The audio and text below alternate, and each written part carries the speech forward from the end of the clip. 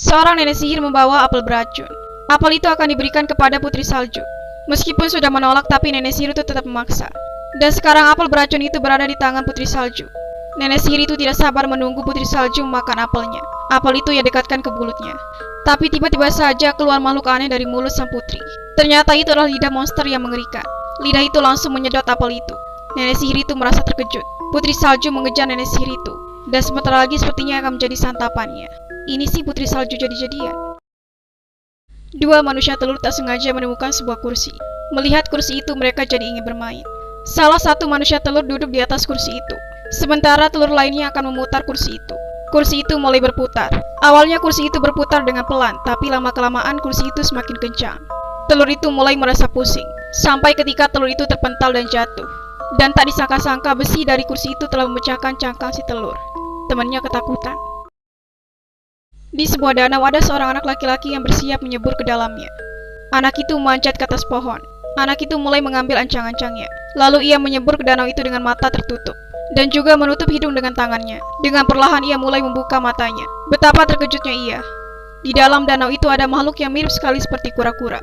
Dan biasanya makhluk mitologi ini disebut dengan kappa. Kalian tahu nggak makhluk mitologi satu ini? Ayah ular dan juga anaknya tinggal di dalam sebuah apel. Sepertinya mereka akan bermain darts. Sekarang giliran ayah ulat untuk bermain. Setelah mengamati sasaran, ia langsung melempar panahnya. Nggak disangka-sangka ternyata panah itu tepat sasaran. Tiba-tiba saja sebuah kayu runcing menyambar kepalanya. Anak ulat itu berteriak histeris. Kayu runcing itu telah merenggut nyawanya. Dan nggak disangka-sangka ternyata buah apel tempat mereka sekarang ternyata sedang digunakan untuk bermain darts oleh manusia. Seekor lalat sedang terbang. Ia terbang mendekati sebuah jam kuku. Sekarang ia sudah sampai di pintu jam. Lalu kemudian pintu jam itu terbuka. Terlihat ada ornamen burung kukuk di dalamnya. Tiba-tiba saja ornamen burung kukuk itu malah memangsa si lalat. Setelah berhasil mendapatkan lalat itu, ia kembali masuk ke dalam rumah jam. Jangan-jangan itu jam kuku jadi-jadian lagi. Seorang pria tengah asik menelpon di dalam booth telepon. Ia terlalu asik mengobrol sampai lupa waktu. Dan orang yang mengantri di luar mulai kesal. Tapi ia tidak mempedulikan kekesalan orang yang sedang mengantri. Akhirnya lelaki itu pergi meninggalkan pria yang menjengkelkan itu. Tidak lama kemudian muncul sebuah bola besi raksasa dari langit. Ternyata itu adalah bola besi dari sebuah kren yang dikemudikan oleh pria yang kesal barusan. Makanya jangan suka bikin orang kesal.